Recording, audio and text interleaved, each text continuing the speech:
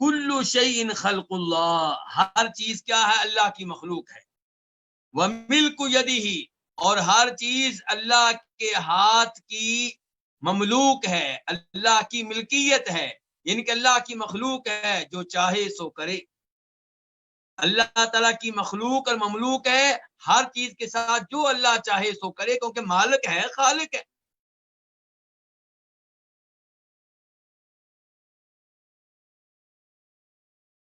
فلا يسأل عما يفعل وهم يسألون، تو اس سے سوال نہیں ہو سکتا عما يفعل، ان اعمال کے بارے میں جو وہ کر رہا ہے، جو اللہ کر رہا ہے اس کے بارے میں اس سے کوئی سوال نہیں کر سکتا.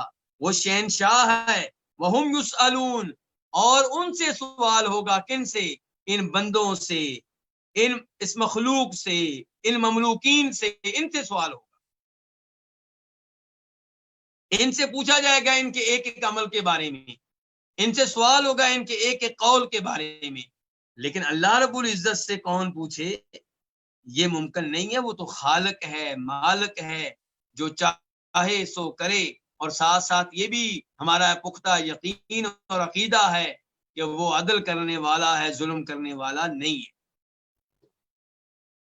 فقال علی، تو مجھ سے عمران بن حسین نے کہا، یرحمک اللہ، اللہ تمہارے اوپر رحم کرے. انی لم ارد بما سألتک الا لاحرز عقلک، الا لاحذر عقلک، کہ میں نے اس سوال سے جو تم سے کیا ہے نہیں کوئی ارادہ کیا مگر اس بات کا کہ تمہاری عقل کا امتحان لوں.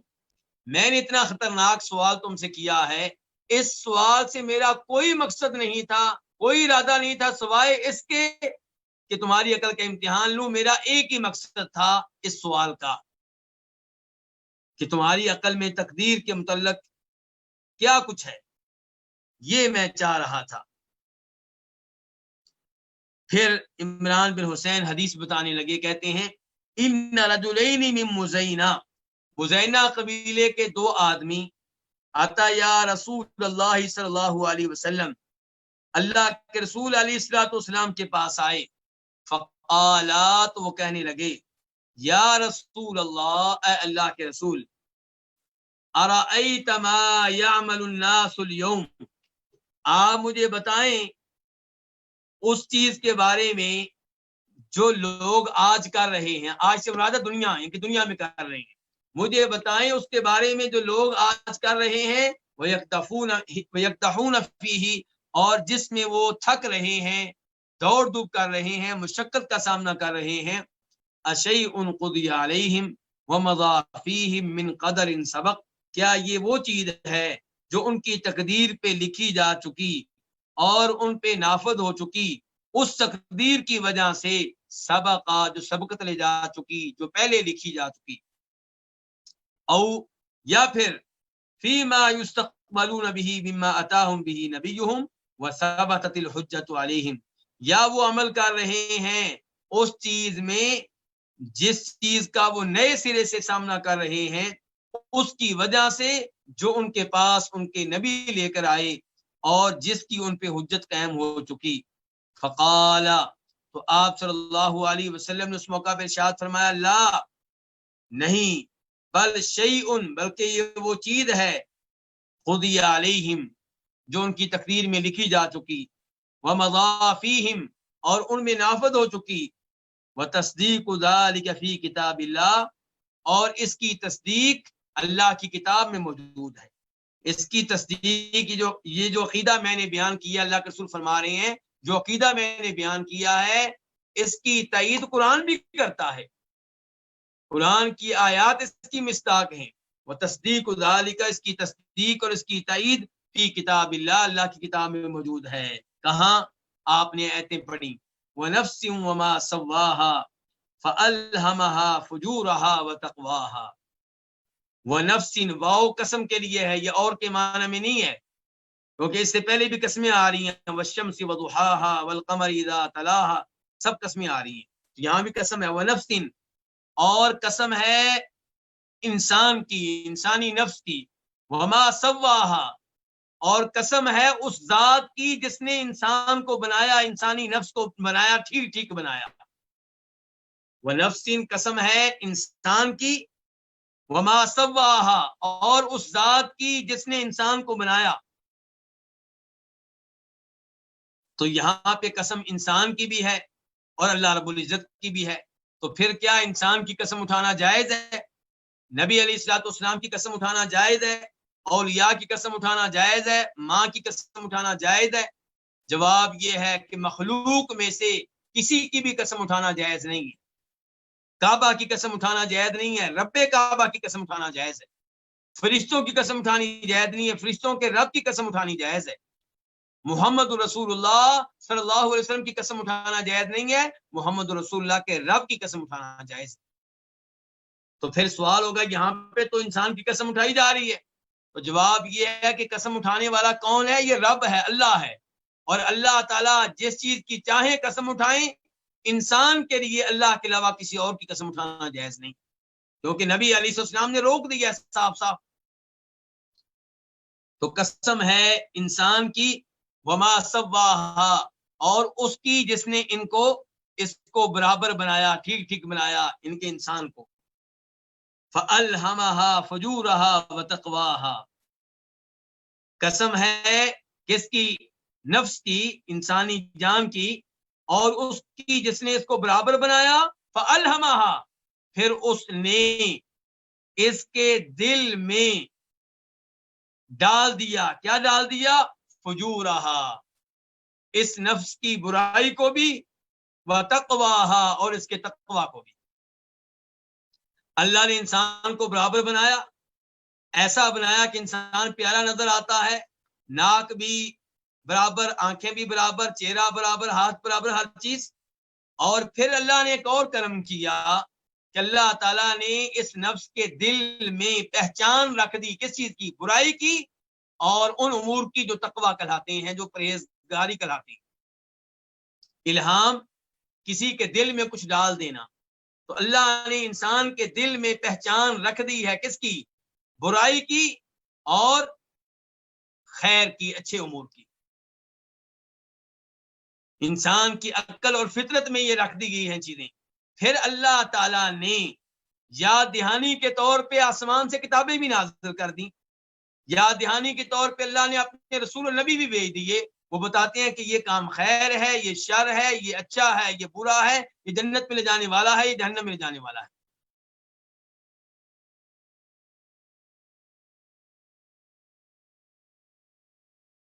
تو ان دو آیتوں سے کیا پتا چلا کہ اللہ تعالیٰ نے انسانی دل میں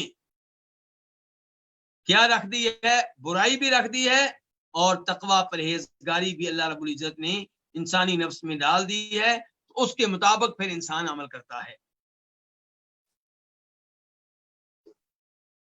حدیث نمبر 124 میم. اس کو روایت کرنے والے کون ہیں؟ امام مسلم رحمہ اللہ. عن عائشہ ام المؤمنین قالت دعی رسول اللہ صلی اللہ علیہ وسلم الى جنازة صبی من الانصار فقلت یا رسول اللہ طوبى لهذا. ام المؤمنین عائشہ رضی اللہ تعالیٰ عنہا سے روایت ہے، کہتی ہیں کہ نبی علیہ الصلوۃ والسلام کو بلایا گیا انصاریوں کے ایک بچے کے جنازے کے لیے. انصاریوں کا ایک بچہ تھا، اس کے جنازے میں آنے کی آپ کو دعوت دی گئی. اس سے پتہ چلا کہ بچے کا بھی جنازہ پڑھنا چاہیے، اگرچہ بچے کا جنازہ پڑھنا واجب نہیں ہے لیکن پڑھ لینا نبی علیہ الصلوۃ والسلام کی سنت ہے. فقلت تو میں نے کہا یا رسول اللہ، اے اللہ کے رسول، طوبى لهذا اس کے لیے خوشخبری ہے. اس کے لیے؟ بچے کے لیے. ایسا کا مطلب یہ تھا یہ تو بچہ ہے، چھوٹی عمر میں فوت ہو گیا اور یہ تو سیدھا جنت میں جائے گا. کہنے لگی عصفور من عصافیر الجنہ، یہ تو جنت کی چڑیوں میں سے ایک چڑی ہے.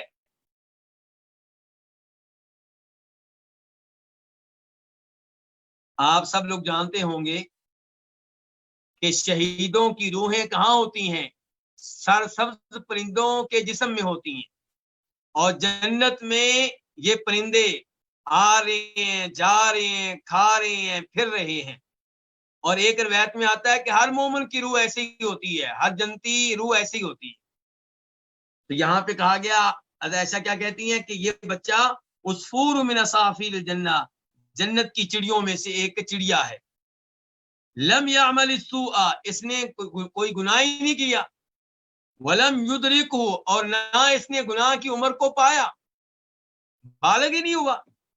لم یعمل السوء، نہ اس نے گناہ کیا، ولم یدرکہ، اور نہ ہی اس نے گناہ کی عمر کو پایا۔ قال، تو آپ نے کہا اب غیر ذالک، یا اس کے علاوہ، ایسا کہہ رہی تھیں کہ بچہ پکا کیا ہے، جنتی ہے، جنت کی چڑیا ہے۔ اللہ کے رسول عائشہ پہ انکار کر رہے ہیں، جو بات انہوں نے کی ہے اسے غلط قرار دیتے ہوئے آپ کہہ رہے ہیں اب غیر ذالک، عائشہ یا پھر اس کے علاوہ ہے، کیونکہ تم کہہ رہی ہو کہ وہ جنت کی چڑیا ہے، ہو سکتا ہے اس کے علاوہ معاملہ ہو، جنت کی چڑیا نہ ہو، اس کے لیے خوشخبری نہ ہو اس بچے کے لیے۔ یا عائشہ، عائشہ، ان اللہ خلق للجنت اہلا، اللہ تعالی نے جنت کے لیے جنت والے پیدا کیے ہیں، اہلا جنت والے، اللہ نے جنت کے لیے جنت والے پیدا کر دیے۔ خلقہم، ان کو اللہ نے پیدا کیا، لہا اس جنت کے لیے، وہم فی اصلاب آبائہم، جبکہ وہ اپنے آباؤ اجداد کی پشت میں تھے، ابھی اپنے باپ کی پشت میں تھے، تو اسی وقت سے اللہ تعالیٰ نے ان کو جنت کے لیے پیدا کیا تھا، یعنی کہ ان کے لیے جنت لکھ دی تھی کہ یہ جنت میں جائیں گے۔ وَخَلَقَ لِلنَّارِ أَهْلًا، اور اللہ تعالیٰ نے جہنم کے لیے جہنم والے پیدا کیے ہیں، خَلَقَهُمْ، انہیں پیدا کیا ہے، لہا اس جہنم کے لیے، وَهُمْ فِي أَصْلَابِ آبَائِهِمْ، جبکہ وہ اپنے آبا کی پشت میں تھے۔ ہاں جی، پچھلی حدیث میں تو میں نے الحمدللہ آپ کو مطمئن کر لیا تھا، مجھے امید یہی ہے کہ آپ سمجھ گئے تھے کہ تقدیر ظلم و زیادتی کا نام نہیں ہے، اللہ کے علم کا نام ہے۔ اب ایک اور حدیث آ گئی ہے، اب یہاں سے آپ کو کیا پتا چلا، بلکہ اس حدیث میں تو ایک اور مسئلہ بن گیا، وہ کیا کہ بچہ ہے انصاریوں کا، اس کا مطلب یہ ہے کہ والدین مسلمان ہیں، اور اس کے باوجود آپ کہہ رہے ہیں کہ ایسا ممکن ہے کچھ اور ہو، تم جنتی کہہ رہی ہو، ممکن ہے کہ بچہ جنتی نہ ہو۔ اور ابھی ہم نے کہا تھا پچھلی 2-3 حدیثیں پہلے کہ اس بات پہ اتفاق ہے علماء کرام کا کہ مسلمان والدین کے بچے جنت میں جائیں گے، اور اللہ کے رسول کہہ رہے ہیں ہو سکتا ہے کچھ اور ہو جائے۔ اب اگر آپ لوگ میرے سامنے بیٹھے ہوتے تو آپ سے میں براہ راست سوال کرتا تو پتہ چلتا کہ آپ لوگوں میں سے کتنے لوگ متوجہ ہیں اور دھیان سے پڑھ رہے ہیں۔ بہرحال اب میں خود ہی سوال کروں گا، خود ہی جواب دوں گا۔ تو وہ کیا ہے، حضرت عائشہ رضی اللہ تعالیٰ عنہا نے ایک خاص بچے کے بارے میں کہہ دیا کہ یہ اس کے لیے خوشخبری ہے، اور یہ جنت کی چڑیوں میں سے ایک چڑیا ہے۔ تو کسی بچے کے بارے میں متعین طور پہ نام لے کر نہیں کہہ سکتے کہ یہ بچہ جنتی ہے، اور نہ ہی آپ متعین طور پہ اشارہ کر کے کہہ سکتے ہیں کہ یہ بچہ جنتی ہے، نہ آپ یہ کہہ سکتے ہیں کہ فلاں آدمی کا یہ بچہ جو فوت ہوا ہے یہ جنتی ہے۔ ہاں، عام آپ کہہ سکتے ہیں کہ مسلمان والدین کے بچے جنت میں جائیں گے، لیکن خصوصی طور پہ نام لے کر متعین کر کے نہیں کہہ سکتے۔ کیوں؟ کیونکہ اصول کیا ہے کہ مسلمان والدین کے بچے جنت میں جائیں گے۔ اب کیسے آپ کو پتا چل گیا کہ اس بچے کے والدین واقعی مسلمان ہیں؟ والدین کی گارنٹی کون دے گا؟ یہ مسئلہ ہے۔ اور خصوصاً مدینہ کے اس ماحول میں جہاں کئی لوگوں نے اوپر سے کلمہ پڑھا تھا، دل سے کافر تھے، یعنی کہ منافق تھے، تو ہو سکتا ہے یہ بچہ جو ہے اس کے والدین منافق ہوں، اور ہو سکتا ہے سچے مسلمان ہو. اس لیے عائشہ کا اس کے بارے میں متعین کر کے گارنٹی دینا کہ جنت کی چڑیا ہے یہ درست نہیں تھا. اسی پہ نبی علیہ الصلوۃ والسلام نے انکار کیا ہے. ورنہ عمومی طور پہ ہمارا یہ عقیدہ آج بھی ٹھیک ہے کہ مسلمان والدین کے بچے جنت میں جائیں گے. لیکن میں یہ کہوں کہ فلاں آدمی کا بچہ جنت میں جائے گا، اس سے گریز کرنا چاہیے. کیوں؟ وجہ کیا ہے؟ وجہ میں نے بتا دی ہے کہ اس کے والدین کے بارے میں ہمیں علم نہیں ہے کہ وہ مسلمان ہیں حقیقی طور پہ یا حقیقی طور پہ مسلمان نہیں. عالم الغیب اللہ تعالیٰ ہے. اس لیے اللہ کے رسول نے فرمایا او غیر ذالک، یا اس کے علاوہ. عائشہ نے کہا تھا جنت کی چڑیا ہے، آپ نے کہا یا اس کے علاوہ، ان کے ممکن ہے کچھ اور ہو. پھر آپ نے کہا عائشہ ان اللہ خلق للجنت اہلا، اللہ نے جنت کے لیے جنت والے پیدا کیے، ان کو پیدا کیا اس جنت کے لیے جب کہ وہ اپنے آبا کی پشت میں تھے، یعنی کہ ابھی پیدا بھی نہیں ہوئے تھے کہ لکھ دیا گیا تھا کہ انہوں نے جنت میں جانا ہے جہنم میں جانا ہے، بلکہ اس سے بھی پہلے لکھ دیا گیا تھا. مراد یہ ہے کہ پیدا ہونے سے پہلے لکھ دیا گیا تھا.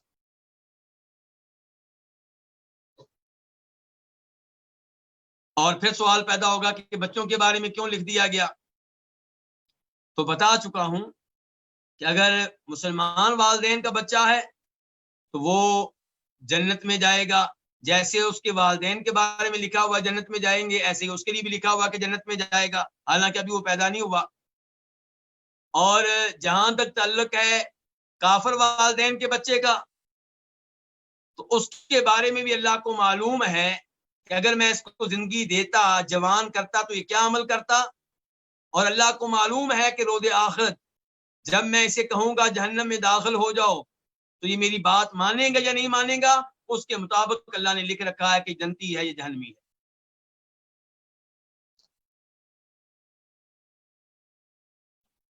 اب باب کیا ہے؟ اب 9واں باب ہے، باب کل شیء بقدر، ہر چیز تقدیر کے مطابق ہے. جو کچھ ہو رہا ہے تقدیر کے مطابق ہو رہا ہے. حدیث نمبر 125 میم، جن کی روایت کرنے والے کون ہیں؟ امام مسلم رحمہ اللہ. عن عبد الله بن عمرو بن العاص قال سمعت رسول الله صلى الله عليه وسلم يقول كتب الله مقادير الخلائق قبل أن يخلق السماوات والأرض ب50,000 سنة قال وعرشه على الماء. عبداللہ بن عمرو بن عاص سے روایت ہے. جی یہاں پہ ایک سوال کا جواب دینا چاہوں گا. یہ سوال کثرت سے میرے پاس بھی آ رہا ہے کہ الوافی کا دورہ کب ختم ہوگا. اس سوال سے لگتا ہے کہ جیسے بھائی تنگ آ گئے ہیں یا تھک گئے ہیں، ہمت ہار رہے ہیں. تو گزارش یہ ہے کہ یہ 2000 کے قریب حدیثیں ہیں، اور آپ چاہتے ہیں کہ بخاری مسلم کی تمام حدیثیں پڑھ لیں اور پھر آپ چاہتے ہیں اتنی جلدی دورہ ختم ہو جائے، تو یہ شاید ممکن نہیں ہے. اب اگر میں صرف ترجمہ کرتا رہوں تو یہ تقدیر کے مسائل ہیں. میرا ترجمہ کرنے سے ساتھ وضاحت نہ کرنے سے آپ کا ذہن اور خراب ہو سکتا ہے. آپ تو پریشان ہو جائیں گے کہ جناب والا یہ جنت میں جہنم میں بھیجا جا رہا ہے، شاید یہ ظلم پہ مبنی ہے. تو اس لیے کئی امور کی وضاحت ضروری ہوتی ہے. تو آپ پیار و محبت سے یہ دورے میں شریک رہیں، اور آپ کو معلوم ہونا چاہیے کہ ہر مسلمان مرتے دم تک طالب علم ہے. الوافی کا دورہ کرتے کرتے موت آ جائے اور کیا چاہیے. اور یہ نہیں کہ آپ الوافی کے بعد کہانی آپ کی ختم ہو جائے گی. الوافی کے بعد کو اور دورہ ہوگا، آپ اس میں شریک ہوں میرے ساتھ یا کسی اور کے ساتھ. تو یہ پوری زندگی آپ نے حدیث پڑھنی ہے، پوری زندگی آپ نے قرآن تلاوت بھی کرنی ہے، تفسیر بھی پڑھنی ہے. پوری زندگی ایسی گزر جائے آپ کی. آخری دن، آخری رات، آخری وقت بھی آپ حدیثیں پڑھ رہے ہوں، تفسیر پڑھ رہے ہوں. کیا آپ لوگوں نے امام ابو زرع رازی کی بات نہیں سنی؟ میں تھوڑا سا موضوع سے نکل رہا ہوں، لیکن یہ نہایت ضروری ہے تاکہ آپ استقامت کا مظاہرہ کریں، تاکہ آپ ڈٹے رہیں، تاکہ آپ پیچھے نہ ہٹیں. امام ابو زرع رازی فوت ہونے لگے ہیں تو ان کے رشتہ دار اور ان کے دوست امام ابو حاتم رازی اور دیگر وہ آپس میں مشورہ کرتے ہیں کہ آخری وقت لگتا ہے کہ آ چکا ہے، اب ہمیں چاہیے کہ ان کو کلمہ پڑھائیں، لیکن کلمہ پڑھنے کے بارے میں انہیں حکم کیسے دیں؟ جرت نہیں ہو رہی، جسارت نہیں ہو رہی، اتنا بڑا امام۔ اب یہ 3 لوگ تھے، انہوں نے آپس میں میٹنگ کی، باہر کھڑے ہیں کمرے کے باہر، کہتے ہیں کہ تم اپنی سند سے یہ حدیث پڑھنا ان کے پاس، اور وہ حدیث سن کے سمجھ جائیں گے کہ کلمہ پڑھنا چاہیے۔ چنانچہ ان میں سے ایک صاحب نے حدیث پڑھی، لیکن حدیث سے پہلے حدیث کی سند، آپ جانتے ہیں ہر حدیث سے پہلے سند ہوتی ہے۔ آپ کے پاس جو کتاب ہے اس میں صرف یعنی کہ حدیث کے راوی صحابی کا نام ہے، ورنہ اگر آپ بخاری شریف کھولیں گے تو امام بخاری کہیں گے مجھے یہ حدیث بتائی میرے فلاں استاد نے، ان کو ان کے فلاں استاد نے، ان کو فلاں تابعی نے، ان کو فلاں صحابی نے، ان کو اللہ کے رسول نے، یہ پوری سند ہوگی، سب راوی ہوں گے۔ تو ابو زرع رازی کے پاس ان میں سے ایک نے سند پڑھی، آدھی سند پڑھی تو آگے بھول گئے، کیونکہ موت کا وقت ہے، امام ابو زرع جیسا عظیم امام ہے، جرت نہیں ہو رہی، ہمت نہیں ہو رہی، وقت بھی ایسا، شخصیت بھی ایسی، رک گئے۔ دوسرے امام شروع ہوئے، وہ بھی رک گئے، وہ بھی مکمل نہیں کر سکے، ہیبت طاری ہو گئی۔ تیسرے امام نے کوشش کی، وہ بھی پوری نہیں کر سکے۔ امام ابو زرع رازی جو موت کی حالت میں ہیں کہنے لگے مجھے اٹھاؤ، ان کو اٹھایا گیا، انہوں نے اپنی سند پڑھی کہ مجھے یہ حدیث بیان کی تھی فلاں امام نے، اور ان کو فلاں استاد نے، اور ان کو فلاں استاد نے، اور ان کو فلاں صحابی نے، اور انہوں نے اللہ کے رسول سے سنی تھی کہ اللہ کے رسول علیہ الصلوۃ والسلام نے فرمایا تھا کہ جسے اس حالت میں موت آئے کہ وہ لا الہ الا اللہ پڑھ رہا ہو وہ جنت میں داخل ہوگا، ادھر حدیث ختم ہوئی، ادھر روح قبض ہو گئی۔ تو میرے بھائیوں، میری بہنوں، میرے دوستوں، ہمیں بھی موت آئے حدیث پڑھتے ہوئے آئے، تفسیر پڑھتے ہوئے آئے، قرآن کی آیت پڑھتے ہوئے آئے، تو اس لیے آپ اس معاملے میں جلدی نہ کریں، اللہ رب العزت انشاءاللہ اس میں ہمارے لیے خیر رکھے گا۔ 10 حدیثیں، 12 حدیثیں ہم آسانی سے ہضم کر لیں گے، اگر میں 40 حدیثیں پڑھاؤں گا تو ہم ہضم بھی نہیں کر سکیں گے۔ شاید آپ لوگوں نے یہ روایت سنی ہو، صحیح روایت ہے کہ تابعین کہتے ہیں کہ وہ صحابہ کرام جو ہمیں قرآن پڑھاتے تھے وہ ہمیں صرف 10 آیتیں پڑھاتے تھے، اس سے زیادہ نہیں پڑھاتے تھے۔ ہم ان 10 آیتوں کی تلاوت بھی سیکھتے، ان کا معنی مفہوم بھی سیکھتے اور ان پہ عمل بھی کرتے، اور وہ صحابی کہتے تھے کہ ہم نے اللہ کے رسول سے ایسے ہی قرآن سیکھا ہے۔ تو بہرحال یہ حدیث نمبر 125 ہے، یہ سوال چونکہ بار بار آ رہا تھا اس لیے میں نے کہا میں اس کا جواب دے دوں۔ حدیث نمبر 125 عبداللہ بن عمرو بن عاص سے روایت ہے، کہتے ہیں کہ میں نے اللہ کے رسول علیہ الصلوۃ والسلام سے سنا کہ آپ کہہ رہے تھے اللہ کتب اللہ مقادیر الخلائق قبل ان يخلق السماوات والارض ب50,000 سنہ قال وعرشه على الماء۔ عبداللہ بن عمرو بن عاص کہتے ہیں کہ میں نے رسول اللہ صلی اللہ علیہ وسلم سے سنا کہ آپ فرما رہے تھے کہ اللہ نے مخلوق کی تقدیریں لکھ دیں کب؟ آسمان و زمین کی پیدائش سے 50,000 سال پہلے۔ اللہ اکبر، اللہ اکبر، اللہ کا علم دیکھیے۔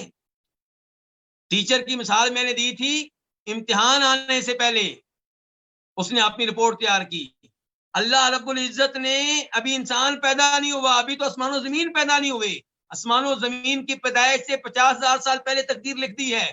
اور یہاں پہ میں ایک اور آپ کو تنبیہ کر دوں، چاہوں گا توجہ آپ کی چاہوں گا کہ آسمان و زمین کی پیدائش سے 50,000 سال پہلے تقدیر لکھی ہے، اس کا مطلب یہ نہیں ہے کہ اللہ کو اس وقت پتا چلا ہے۔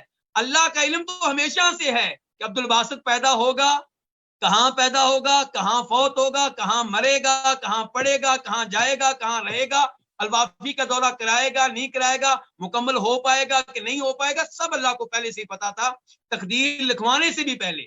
یہ بات ہو رہی ہے تقدیر لکھوانے کی، ورنہ اللہ کا علم تو ہمیشہ سے ہے۔ یعنی کہ آپ اس کا آغاز بیان ہی نہیں کر سکتے۔ تو اللہ تعالیٰ نے آسمان و زمین کی پیدائش سے 50,000 سال پہلے مخلوق کی تقدیریں لکھ دی ہیں۔ 50 کا معنی کیا ہوتا ہے 50، الف کا معنی کیا ہوتا ہے 1000۔ قال، اور آپ فرما رہے تھے کہ وارشہ علی الماء، کہ اللہ تعالیٰ کا عرش پانی پہ تھا۔ اللہ تعالیٰ کا عرش کہاں پہ تھا؟ پانی پہ تھا۔ تو اس حدیث سے کیا پتا چلا کہ ہر چیز اللہ رب العزت کے ہاں لکھی ہوئی ہے، ہر چیز تقدیر کے مطابق ہو رہی ہے، جو اللہ نے لکھا ہوا ہے لوح محفوظ میں اس کے مطابق ہو رہا ہے۔ حدیث نمبر 126 میم، اس کو روایت کرنے والے کون ہیں؟ امام مسلم۔ عن طاووس انہ قال، امام طاووس سے روایت ہے۔ یہ کون ہے؟ صحابی نہیں ہے، تابعی ہیں۔ طاووس بن کیسان الیمانی عبداللہ ابن عباس رضی اللہ تعالیٰ عنہما کے شاگردوں میں سے ہیں۔ تو طاووس بن کیسان یمانی وہ کہتے ہیں ادرکت ناسا من اصحاب رسول اللہ صلی اللہ علیہ وسلم یقول، میں نے رسول اللہ صلی اللہ علیہ وسلم کے صحابہ کرام میں سے کئی لوگوں کو پایا، یقولون، وہ کہا کرتے تھے کہ کل شیء بقدر، ہر چیز تقدیر کے مطابق ہے۔ یعنی کہ یہ صحابہ کرام کا عقیدہ بیان کر رہے ہیں۔ کیا ان کا عقیدہ ہے؟ ہر چیز تقدیر کے مطابق ہے۔ اور معتزلہ عقل پرست فرقہ جو احادیث کو اور شریعت کو اپنی عقل کے مطابق پرکھتے ہیں، جو چیز ان کی عقل قبول کر لے اس کو وہ ٹھیک مانتے ہیں، جس چیز کو ان کی عقل قبول نہ کرے اس کو وہ ریجیکٹ کر دیتے ہیں۔ یہاں پہ انہوں نے تقدیر کو بھی ریجیکٹ کر دیا۔ وہ کہتے ہیں کوئی تقدیر شقدیر نہیں ہے۔ وہ کہتے ہیں اگر ہم نے مان لیا کہ اللہ نے پہلے سے لکھا ہوا ہے تو پھر یہ بھی ماننا پڑے گا نعوذ باللہ کہ اللہ ظالم ہے، اللہ نے پہلے لکھ دیا اور اب لوگوں کو جہنم میں بھیج رہا ہے۔ لوگوں کا کیا قصور ہے؟ تو یہ ہیں اپنی عقل پہ چلنے والے، اور یہی وہ ظالم ہیں جو کبھی سنسار کی سزا کے اوپر تنقید کرتے ہیں کہ وہ شادی شدہ جو زنا کرے اس کی سزا اسلام میں سنسار ہے، اس کو سنسار کیا جائے، یہ اس کا بھی انکار کر دیتے ہیں۔ ایسے دیگر بہت سے امور کا یہ انکار کرتے ہیں۔ اللہ تعالیٰ ان کو ہدایت دے۔ تو صحابہ اکرام کا عقیدہ کیا ہے کہ کل شیء بقدر، ہر چیز تقدیر کے مطابق ہے۔ قال، اور یہ طاووس کہتے ہیں وسمعت عبد اللہ بن عمر، میں نے عبداللہ بن عمر سے سنا، یقول، وہ کہتے تھے قال رسول اللہ صلی اللہ علیہ وسلم، کہ اللہ کے رسول صلی اللہ علیہ وسلم نے فرمایا کل شیء بقدر، کہ ہر چیز تقدیر کے مطابق ہے۔ پہلے طاووس نے صحابہ کرام کا عقیدہ بیان کیا، پھر طاووس کہتے ہیں کہ عبداللہ بن عمر نے اس معاملے میں حدیث بھی بیان کی تھی کہ اللہ کے رسول فرما رہے تھے کل شیء بقدر، ہر چیز تقدیر کے مطابق ہو رہی ہے۔ حتی العجز والکیس، آپ اس کو العجز والکیس پڑھ سکتے ہیں۔ العجز والکیس پڑھیں گے تو عطف ہوگا کس کے اوپر؟ کلو کے اوپر۔ اور یہ بھی پڑھ سکتے ہیں العجزی والکیسی، تو پھر عطف کس کے اوپر ہوگا؟ کل شیء، شیء کے اوپر۔ تو اللہ کے رسول نے فرمایا ہر چیز تقدیر کے مطابق ہے۔ حتی العجز، حتیٰ کہ کسی کام میں سستی کر جانا، کسی کام کے کرنے میں سستی کر جانا، والکیس، اور کسی کام کے کرنے میں متحرک ہو جانا، سرگرم ہو جانا، یہ دو چیزیں بھی لکھی ہوئی ہیں۔ اگر کوئی آدمی کسی کام کے کرنے کا ارادہ ہی نہ کرے اس کو کیا کہتے ہیں؟ العجز۔ ایک ہوتا ہے العجز کا مطلب کہ کسی کام کے کرنے کا ارادہ کرنا، کوشش کرنا، پھر کام نہ ہو سکے، عدم القدرہ۔ یہاں پہ وہ مراد نہیں، یہاں پہ کیا مراد ہے؟ حتی العجز، یعنی کہ عدم الارادہ، کہ ہر چیز تقدیر کے مطابق ہے، یہاں تک کہ العجز، کسی کام کے کرنے میں سست پڑ جانا، پیچھے ہٹنا، اس کو کرنے کا ارادہ نہ کرنا، یہ بھی تقدیر میں ہے۔ والکیس، اور اللہ کی اطاعت پہ مشتمل کسی کام میں سرگرم ہونا، نشاط دکھانا، یہ بھی کیا ہے؟ یہ بھی لکھا ہوا ہے۔ تو اللہ کے رسول نے یا کہا تھا حتی العجز والکیس، یا آپ نے کہا تھا الکیس والعجز، یعنی کہ العجز کا لفظ آپ نے پہلے بولا اور کیسو کا بعد میں، یا پھر آپ نے الکیسو کا لفظ پہلے بولا اور العجز کا بعد میں۔ آپ دیکھیں کہ علماء حدیث حدیث بیان کرنے میں کتنی احتیاط کرتے ہیں. اب کیا فرق پڑے گا اگر پہلے العجو کو بول دیں بعد میں کیس کو بول دیں؟ کوئی فرق نہیں پڑے گا. آپ نے جب کہنا ہے آگ اور پانی تو آپ پانی اور آگ کہہ دیں گے, آگ اور پانی کہہ دیں, بات ایک ہی ہے. لیکن آپ دیکھیں حدیث کے راوی, حدیث بیان کرنے والے کتنی احتیاط کرتے ہیں حدیث بیان کرنے میں. وہ کہتے ہیں کہ مجھے شک ہو گیا ہے کہ پہلے لفظ العجو بولا تھا یا الکیس بولا تھا. حدیث اور باب کا تعلق واضح ہے کہ ہر چیز تقدیر میں لکھی ہوئی ہے, جو کچھ ہو رہا ہے تقدیر کے مطابق ہو رہا ہے. اس کے بعد باب کیا ہے؟ باب ما قدر علی ابن آدم من الزنا. یہ باب ہے اس چیز کے بارے میں جو آدم کے بیٹے کی تقدیر میں لکھ دی گئی ہے زنا میں سے. باب ہے اس زنا کے بارے میں جو انسان کی تقدیر میں لکھ دیا گیا ہے. باب ہے اس بدکاری کے بارے میں جو آدم کے بیٹے کی تقدیر میں لکھ دی گئی ہے. یہ ہے باب. حدیث نمبر 127 قاف. اس حدیث کے روایت کرنے پہ اتفاق ہے کس کا؟ امام بخاری اور امام مسلم کا. عن ابن عباس رضی اللہ عنہ قال. عبداللہ ابن عباس سے روایت ہے, وہ کہتے ہیں ما رأيت شيئا اشبه باللمم مما قال ابو ہریرہ عن النبی صلی اللہ علیہ وسلم. ان الفاظ کا ترجمہ کرنے سے پہلے یہاں ایک آیت آپ کے سامنے رکھنا چاہوں گا, اس آیت کے بعد آپ اس کا ترجمہ سمجھ سکیں گے. آیت سورہ نجم کی ہے, 27واں سپارہ. کیا آیت ہے؟ الذین یجتنبون کبائر الاثم والفواحش الا اللمم. اللہ تعالیٰ بیان کر رہے ہیں کہ اللہ تعالیٰ کن کو روز قیامت اچھا بدلہ دیں گے. اللہ تعالیٰ کہہ رہے ہیں کہ الذین احسنوا بالحسنى, جنہوں نے دنیا میں اچھے اعمال کیے, نیک اعمال کیے, اللہ تعالیٰ ان کو روز قیامت اچھا بدلہ دیں گے, انہیں جنت دیں گے. اب سوال پیدا ہوا یہ کون لوگ ہیں جو اچھے اعمال کرنے والے ہیں, جن کو اچھا بدلہ ملے گا, جن کو جنت ملے گی؟ اللہ نے فرمایا الذین یجتنبون کبائر الاثم, یہ وہ لوگ ہیں جو کبیرہ گناہوں سے, بڑے گناہوں سے دور رہتے ہیں, والفواحش, اور بے حیائی کے امور سے دور رہتے ہیں, بے حیائی کے کاموں سے دور رہتے ہیں. الا اللمم, لیکن ان لوگوں سے صغیرہ گناہ ہو جاتے ہیں. تو جنت میں جانے والے کون ہیں؟ فرمایا جو کبیرہ گناہوں سے دور رہتے ہیں, بے حیائی کے کاموں سے دور رہتے ہیں. البتہ صغیرہ گناہ ان سے کبھی کبھی ہو جاتے ہیں. غور کیجئے, کبیرہ گناہوں کو آج لوگوں نے گناہ سمجھنا چھوڑ دیا ہے. کسی کو قتل کرنا, کسی پہ جادو کرنا کروانا, کسی کے مال پہ قبضہ کر لینا, یتیم کے مال پہ قبضہ کر لینا, غیبت کرنا, شلوار ٹخنوں سے نیچے رکھنا, یہ سب کبیرہ گناہ ہیں. لیکن لوگ آج ان گناہوں کو گناہ سمجھنا چھوڑ گئے. اور بے حیائی کے امور, یہ گندی گفتگو کرنا, اور اس بارے میں مزید آپ سب جانتے ہیں, میں تفصیل میں نہیں جانا چاہوں گا. لیکن فرمایا ان سے صغیرہ گناہ کبھی کبھی ہو جاتے ہیں. تو یہ لوگوں کو اللہ تعالیٰ کہاں بھیجیں گے, کہاں جگہ دیں گے؟ جنت میں. تو اب سوال پیدا ہوتا ہے اللمم, صغیرہ گناہ, اس کی مثال کیا ہے؟ صغیرہ گناہ کی وضاحت کیا ہے؟ تو اب آئیے روایت کی طرف. عبداللہ ابن عباس سے روایت ہے, وہ کہتے ہیں ما رأیتو, میں نے نہیں دیکھا, شیئن کسی چیز کو, اشبہ باللمم, جو لمم کے مشابہ ہو, مما, اس سے بڑھ کر, جو ابو ہریرہ نے کہا ہے نبی علیہ الصلوۃ والسلام سے روایت کرتے ہوئے. عبداللہ ابن عباس کہنا چاہتے ہیں کہ اگر آپ لوگ لمم کو سمجھنا چاہتے ہیں, صغیرہ گناہوں کی مثال چاہتے ہیں, تو اس کے لیے ابو ہریرہ والی حدیث سے بہتر کوئی چیز نہیں. اس کے لیے حضرت ابو ہریرہ کی حدیث سے زیادہ واضح چیز کوئی نہیں ہے.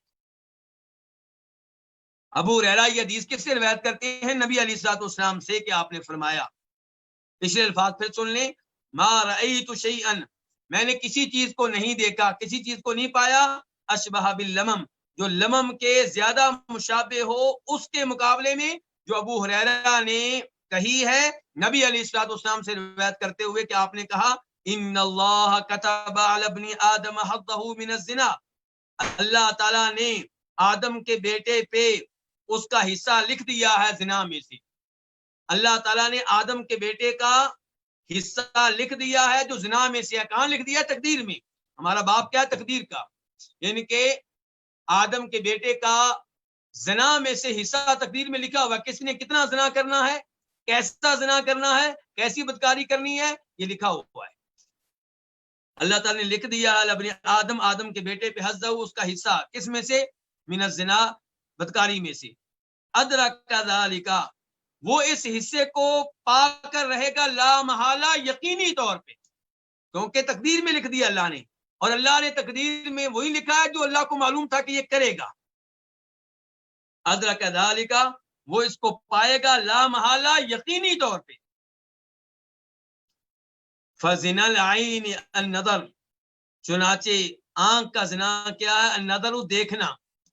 یہ ہے اللمم، چھوٹا گناہ.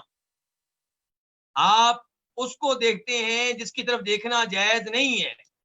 وہ لڑکی جس کا چہرہ دیکھنا جائز نہیں ہے، جس کی ٹانگیں دیکھنی جائز نہیں ہے، جس کے بازو دیکھنے جائز نہیں ہے، آپ دیکھتے ہیں تو یہ کیا ہے؟ یہ آنکھوں کا زنا ہے. اور یہ تب ہوگا جب آپ مزہ لینے کے لیے دیکھیں گے. ورنہ اگر ڈاکٹر کسی لڑکی کا علاج کر رہا ہے اور لڑکی اس کے پاس آئی ہے مجبوراً، اور اس کے پاس عورت علاج کرنے والی نہیں ہے، تو اس کو اپنا بازو ننگا کرنا پڑا ہے، تو ڈاکٹر بازو دیکھ رہا ہے، پھنسی نکلی ہے، زخم ہے، وہ مزہ لینے کے لیے نہیں دیکھ رہا، تو یہ اس پہ گناہ نہیں ہے، تو اس کو زنا بھی نہیں کہا جائے گا. لیکن فزنا العین النظر، آنکھ کا زنا کیا ہے؟ نظر، دیکھنا، یعنی کہ شہوت کے ساتھ اس کو دیکھنا جس کی طرف دیکھنا جائز نہیں ہے. وزنا اللسان المنطق، اور زبان کا زنا کیا ہے؟ زبان کی بدکاری کیا؟ المنطق، گفتگو کرنا. آپ گفتگو کرتے ہیں کسی لڑکی سے، سنجیدہ گفتگو نہیں، سنجیدہ گفتگو کرنا تو جائز ہے، لیکن تنہائی میں وہ بھی جائز نہیں ہے. سنجیدہ گفتگو بھی تنہائی میں کسی لڑکی سے کرنا جائز نہیں ہے. آپ اور وہ لڑکی ایک کمرے میں بیٹھی ہو، گفتگو کر رہے ہو، چاہے سنجیدہ ہو، جائز نہیں ہے. لیکن آپ سب کے سامنے اس سے وہ گفتگو کر سکتے ہیں جو ضروری ہو. لڑکی گئی ہے سبزی کی دکان پہ سبزی خریدنے کے لیے، تو سبزی بیچنے والا اس سے گفتگو کرے گا. لیکن اگر اس سے گفتگو کر رہا ہے مزہ لینے کے لیے، لذت کے لیے، شہوت کے طور پہ، تو فرمایا پھر زبان کا زنا کیا؟ المنطق، گفتگو کرنا. یہ لڑکی اور لڑکے کی گفتگو جو آج کل واٹس ایپ پہ ہوتی ہے، موبائل پہ ہوتی ہے، اسکائپ پہ ہوتی ہے، یا کسی بھی ایپ کے ذریعے ہوتی ہے، یہ اگر وہ گفتگو ہے جو سنجیدہ نہیں ہے، ضروری نہیں ہے، مزہ لینے کے لیے ہے، اس کی آواز سننے کے لیے، میٹھی میٹھی آواز سننے کے لیے، تو اس حدیث میں داخل ہے کہ زنا ہو رہا ہے زبان کا زنا. وَالنَّفْسُ تَتَمَنَّا وَتَشْتَهِي، نفس کا معنی یہاں پہ کیا؟ دل. اور دل جو ہے وہ تمنا کرتا ہے، وَتَشْتَهِي، اور خواہش کرتا ہے. کس کی؟ زنا کی. وَالْفَرْجُ يُصَدِّقُ ذَلِكَ كُلَّ أَوْ يُكَذِّبُ، اور شرمگاہ وہ اس سب کی تصدیق کرتی ہے، تائید کرتی ہے، او یکذبہ، یا اس سب کی تکذیب کرتی ہے، اس سب کو جھٹلا دیتی ہے. یعنی کہ آنکھ اپنا زنا کرتی ہے، زبان اپنا زنا کرتی ہے، اور دل بھی اس میں حصہ ڈالتا ہے. پھر جو بڑا زنا ہے، بڑی بدکاری ہے، اس کا دار و مدار شرمگاہ پہ ہوتا ہے. اب شرمگاہ اگر وہ آخری بدکاری کرتی ہے، اس کا مطلب ہے شرمگاہ نے دل کی تمنا کی تصدیق کر دی، دل کی آرزو پوری کر دی. اور اگر شرمگاہ تیار نہیں ہوتی کام کرنے کے لیے، اس کا مطلب یہ ہے کہ شرمگاہ نے دل کی آرزوؤں کے اوپر عمل نہیں کیا، دل کی خواہشات پہ عمل نہیں کیا، اس کی تکذیب کر دی. تو اس حدیث سے کیا پتا چلا؟ کہ ہر انسان کا وہ حصہ جو اس نے زنا کرنا، بدکاری کرنی ہے، وہ تقدیر میں لکھا ہوا ہے. اللہ رب العزت ہمیں اس سے محفوظ رکھے. اور یہ بھی پتا چل گیا کہ یہ بھی گناہ ہے کہ آپ کسی لڑکی کے چہرے پہ نگاہ ڈالیں جس کی طرف دیکھنا جائز نہیں ہے، کسی لڑکی سے گفتگو کریں لذت کے لیے، مزہ لینے کے لیے، شہوت کے طور پہ، یا اس قسم کے دیگر امور جو ہیں دوسری حدیث میں تفصیل کے ساتھ آیا ہے کہ ہاتھوں کا بھی زنا ہوتا ہے، پاؤں کا بھی زنا ہوتا ہے۔ اللہ تعالیٰ ہر طرح کے زنا سے مجھے اور آپ کو محفوظ رکھے۔ اس کے بعد آگے بڑھتے ہیں، باب نمبر کیا ہے؟ 11، باب حجاج آدم و موسیٰ علیہما السلام، آدم اور موسیٰ علیہ السلام کا بحث و مباحثہ، ان کا آپس میں جھگڑنا۔ حدیث نمبر 128 قاف، اسے روایت کرنے پہ اتفاق ہے امام بخاری امام مسلم کا۔ عن ابی ہریرہ قال قال رسول اللہ صلی اللہ علیہ وسلم، جناب ابو ہریرہ سے روایت ہے، وہ کہتے ہیں اللہ کے رسول صلی اللہ علیہ وسلم نے فرمایا، احتج آدم و موسیٰ علیہما السلام عند ربہما، آدم اور موسیٰ علیہ السلام نے اپنے رب کے پاس کیا کیا؟ جھگڑا کیا۔ کہاں ان کی ملاقات ہوئی؟ اللہ بہتر جانتا ہے، مختلف آراء ہیں علماء کرام کی، لیکن ہمارا ایمان ہے کہ یہ کام ہوا ہے کیونکہ ہمارے رسول نے بتا دیا ہے۔ اسے کہتے ہیں آنکھیں بند کر کے ایمان لانا، اور جو عقل پرست ہیں، منکرین حدیث ہیں، ان سے رابطہ کریں تو وہ تو سوچوں میں پڑ جائیں گے کہ یہ حدیث ماننی ہے کہ نہیں ماننی۔ انہوں نے اپنی عقل سے مشورہ کرنا ہے یا اپنے کسی بڑے کی عقل سے مشورہ کرنا ہے، اور میرا اور آپ کا کام کیا ہے؟ اللہ کے رسول نے جو کہہ دیا ہم ایمان لے گئے۔ تو آدم علیہ السلام نے، موسیٰ علیہ السلام نے اپنے رب کے ہاں کیا کیا؟ بحث و مباحثہ کیا۔ آدھا منٹ آپ سے اجازت چاہوں گا۔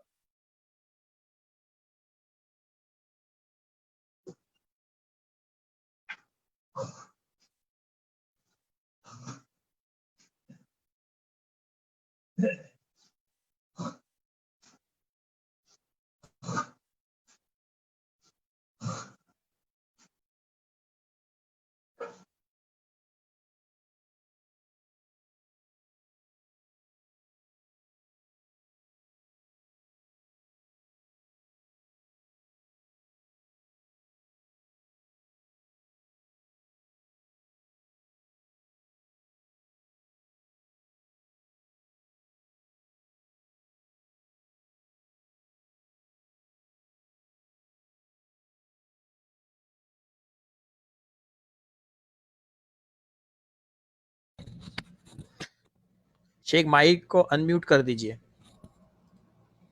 جی السلام علیکم، اللہ آپ لوگوں کو جزائے خیر دے۔ تو آدم علیہ السلام اور موسیٰ علیہ السلام نے اپنے رب کے ہاں کیا کیا؟ بحث و مباحثہ کیا، ایک دوسرے سے جھگڑا کیا۔ فحج آدم موسیٰ، تو آدم علیہ السلام موسیٰ علیہ السلام پہ غالب آ گئے۔ قال، تفصیل کیا ہے؟ رزلٹ پہلے بتا دیا گیا، آگے تفصیل کیا ہے؟ قال موسیٰ، موسیٰ علیہ السلام نے کہا، انت آدم الذی خلقک اللہ بیدی ونفخ فیک من روحی واسجد لک ملائکتا واسکنک فی جنتی ثم احبطت الناس بخطیئتک الی الارض۔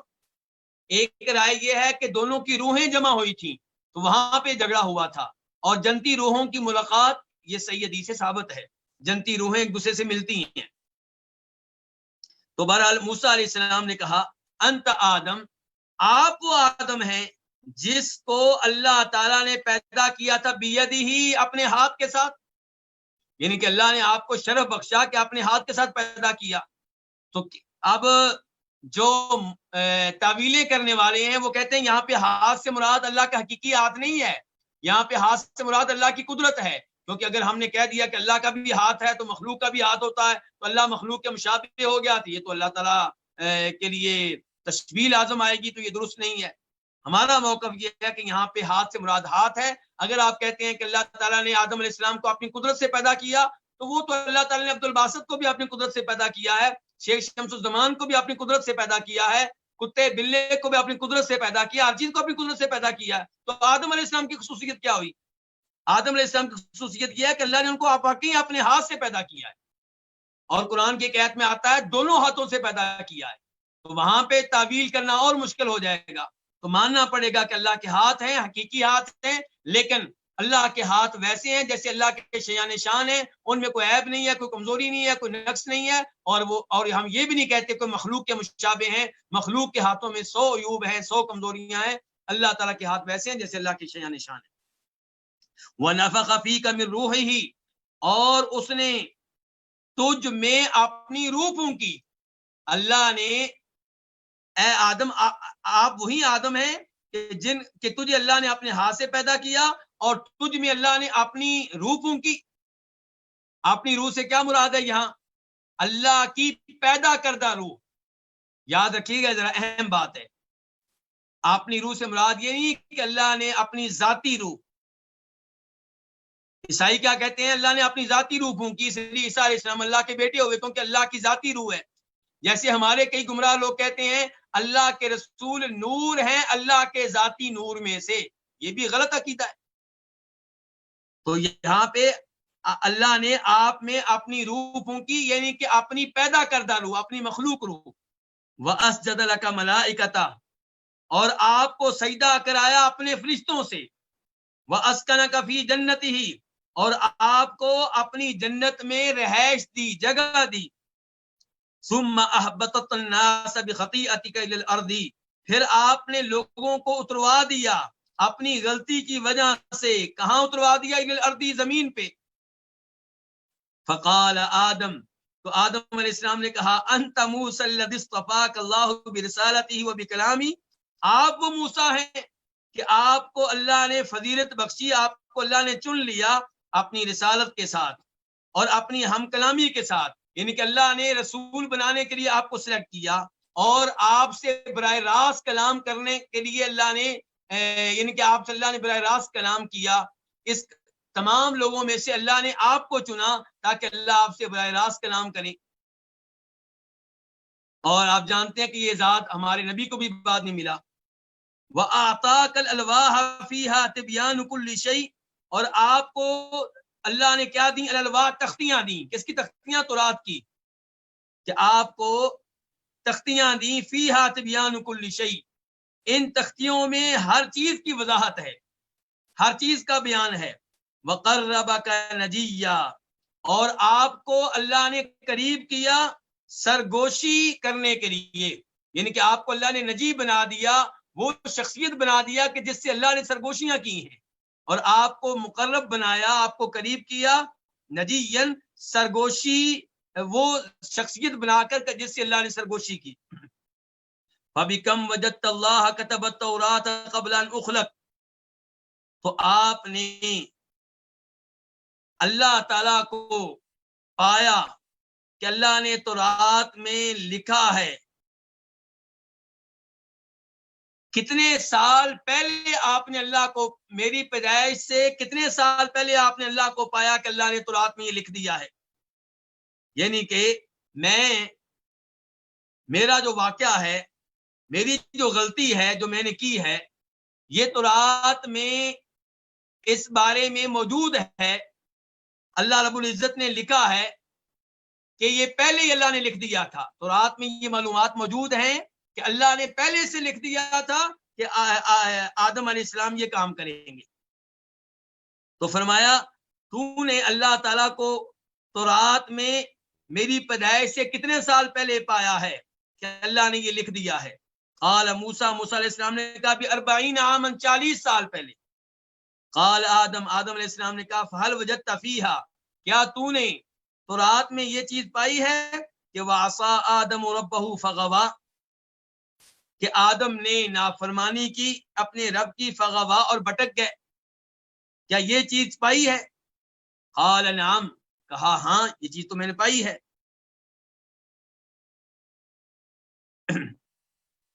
یہ ذرا معذرت کے ساتھ ایک دو جملے ذرا پیچھے چلیے گا. فَبِكَمْ وَجَدْتَ اللَّهَ كَتَبَ التَّوْرَاةَ قَبْلَ أَنْ أُخْلَقَ اس کا ترجمہ دوبارہ کرنا چاہوں گا کہ میرے پیدا ہونے سے کتنے سال پہلے تو نے اللہ تعالیٰ کو پایا کہ اللہ نے تورات لکھ دی تھی. دوبارہ سن لیں, میرے پیدا ہونے سے کتنے سال پہلے تو نے اللہ تعالیٰ کو پایا کہ اللہ نے تورات لکھ دی تھی. یعنی کہ میری پیدائش سے کتنے سال پہلے اللہ نے تورات لکھ دی تھی. قال موسیٰ ب40 عاما موسیٰ علیہ السلام نے کہا 40 سال پہلے.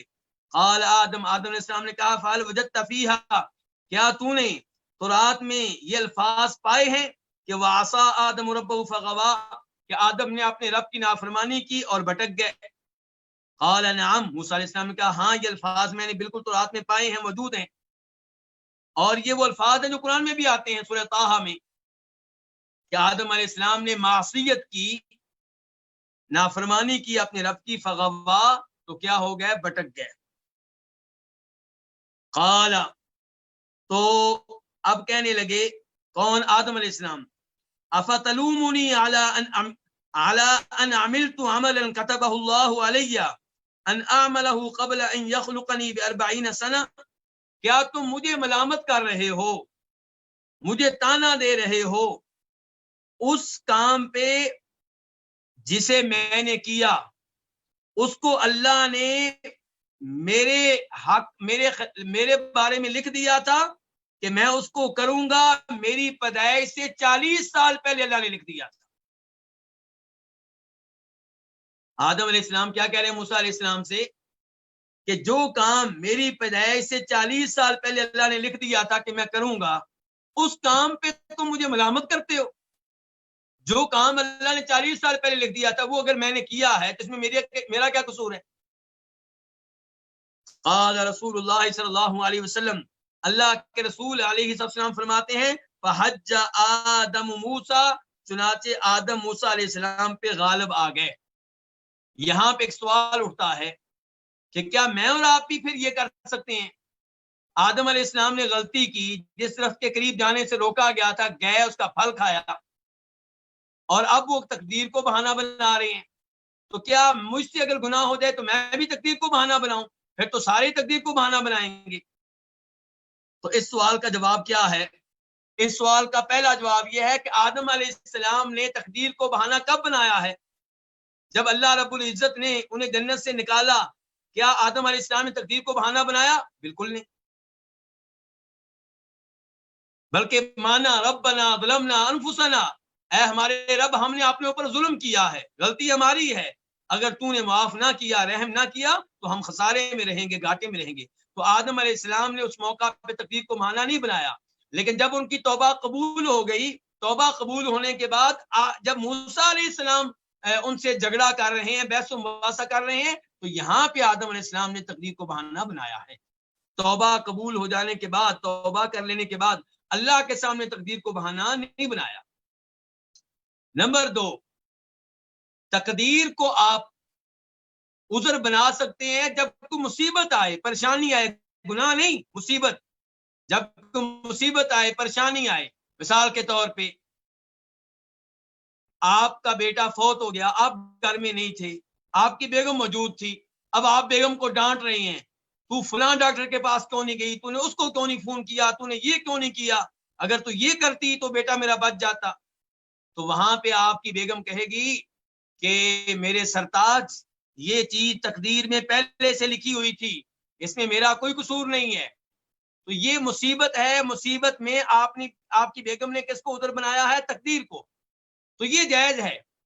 گناہ میں تقدیر کو بہانہ بنانا جائز نہیں ہے، لیکن مصیبت میں ایسا کرنا جائز ہے۔ تو آدم علیہ السلام کا یہ کام کرنا یہ اللہ کی معصیت تھی، لیکن ان کی وجہ سے ان کی اولاد کو بھی جنت سے نکلنا پڑا، اولاد بھی ایک دفعہ جنت سے معلوم ہو گئی، اولاد کے لیے یہ مصیبت ہے، اولاد کے لحاظ سے یہ کام کیا ہے؟ مصیبت ہے۔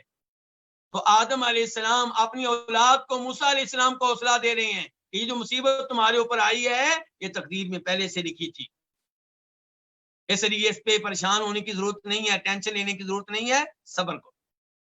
اللہ رب العزت سے دعا ہے کہ اللہ رب العزت ہمیں اپنے نبی علیہ الصلوۃ والسلام کی یہ پیاری پیاری احادیث صحیح معنوں میں سمجھنے کی توفیق دے، اور تقدیر کے مسئلے میں اللہ تعالی ہمیں ہر طرح کی گمراہی سے محفوظ رکھے۔ اور جن بھائیوں نے اس دورے کا انعقاد کیا ہے، اس کے بارے میں سب سے پہلے بات کی، جنہوں نے اس کی منظوری دی، جنہوں نے اس میں موافقت اس کی، جو اس میں تعاون کر رہے ہیں، ٹائم دے رہے ہیں، یہ سارا زوم پروگرام وغیرہ چلاتے ہیں، ہمارے شیخ شمس الزمان اور وہ ان کا دعویٰ سینٹر، ان سب کی محنتیں اللہ رب العزت قبول فرمائے۔ ہمارے بھائی عبد المحسن روش بھائی، یہ سب محنتیں کرتے ہیں، اللہ ان کو مزید توفیق دیتا رہے، اور اللہ مجھے بھی اخلاص دے، ان کو بھی اخلاص دے، ہم سب کو اخلاص دے، اور اللہ تعالی ہماری یہ محنتیں قبول فرمائے، اور روز قیامت اللہ تعالی ہمیں عذاب جہنم سے بچا کر اور اس سے پہلے عذاب قبر سے بچا کر جنت میں لے جائے، ان میں شامل فرمائے جو بغیر حساب کتاب کے جنت میں جائیں گے۔ وآخر دعوانا الحمد للہ رب العالمین۔